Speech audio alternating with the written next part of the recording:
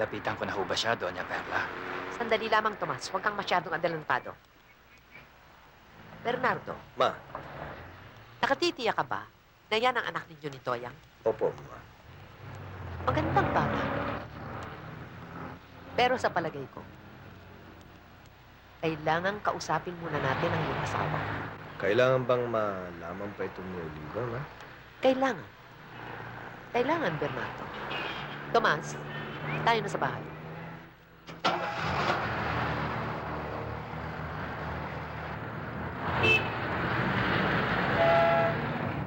Christine! Halika na!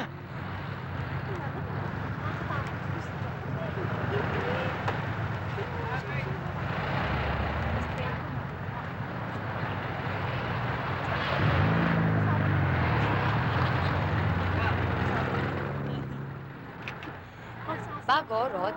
Oo, Wala pa yun ng biyernes, ah. kakakabit na ng Sabado. Magkano bili mo, mahal? Tubong lugaw lang yan. Paano tubong lugaw?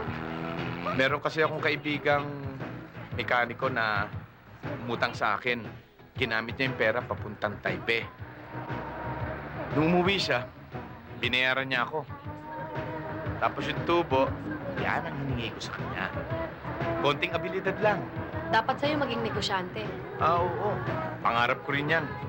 Tignan mo, balang araw, magiging dalawa tong jeep ko. Tapos, taxi naman.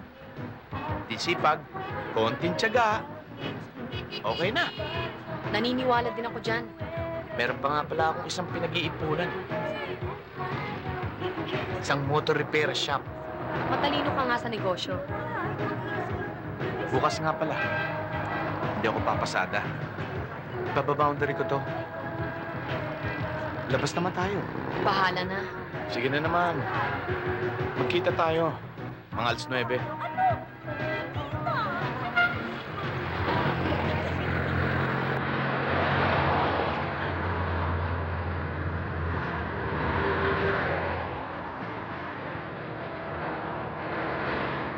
Oh, ano kalokohan niya? Sige na, nakakahiya naman. Araw-araw yan, hihi. Christine. Salamat, ah. Sige.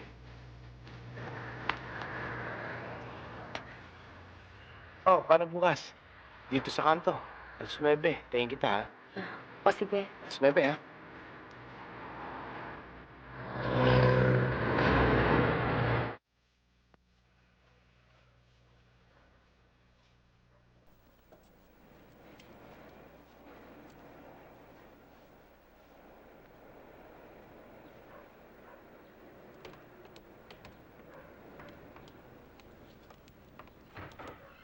Inay?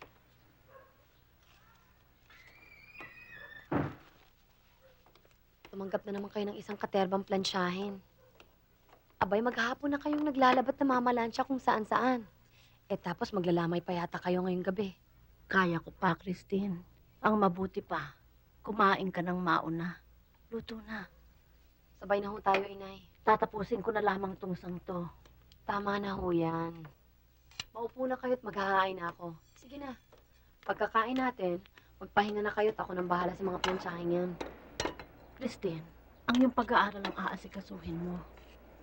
Ang totoo, maligayang maligaya ako dahil meron ka ng pangmatrikula sa susunod na pasukan. Hindi ka napapasok sa secretarial school na yon.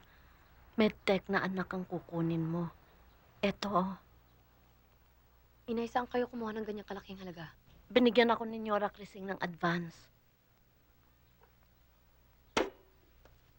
Umutang kayo.